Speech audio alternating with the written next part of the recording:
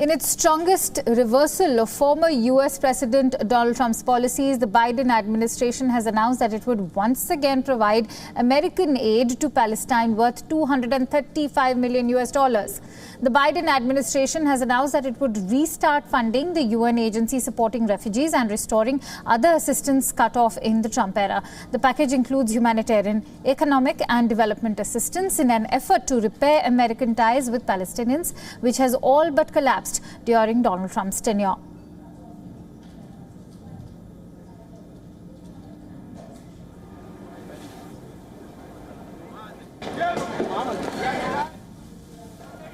I'm good. And today, we're pleased to announce that working with Congress, we plan to restart the U.S. economic development, security, and humanitarian assistance to the Palestinian people. It includes $75 million in economic and development assistance in the West Bank and Gaza, $10 million for peace-building programs through the U.S. Agency for International Development, or USAID, and $150 million in humanitarian assistance for the UN Relief Works Agency, or UNRWA. All assistance, of course, will be provided consistent with U.S. law.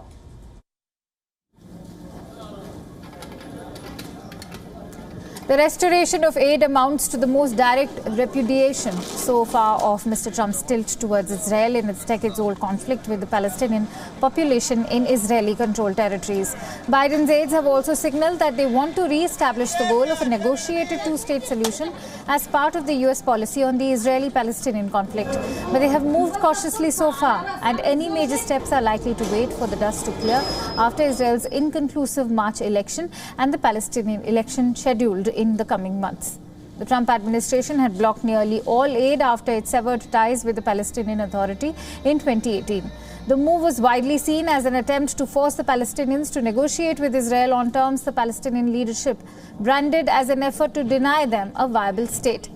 The cuts came after Palestinian leaders decided to boycott the Trump administration's peace efforts over its decision to recognize Jerusalem as the capital of Israel and move the U.S. embassy there from Tel Aviv, pending decades of American policy. This included rescinding funding for the United Nations Relief and Works Agency, which provides aid and relief services to around 5.7 million registered Palestinian refugees in the occupied West Bank, Gaza Strip and across the Middle East. Meanwhile, the United Nations has welcomed the plan to restart funding for the UN agency supporting Palestinian refugees.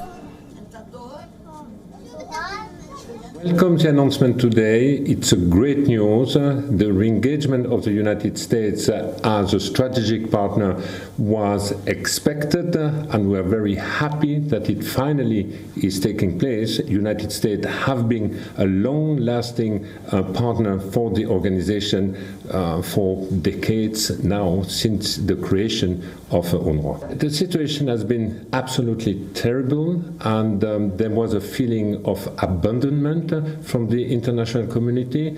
I visited the camp over this last year on the COVID, and there is absolutely no doubt that there is a growing despair, there is a growing distress, and a sense of hopelessness. So I do believe that the re-engagement of the United States will provide this glimpse of hope that services will continue. WION is now available in your country. Download the app now. Get all the news on the move.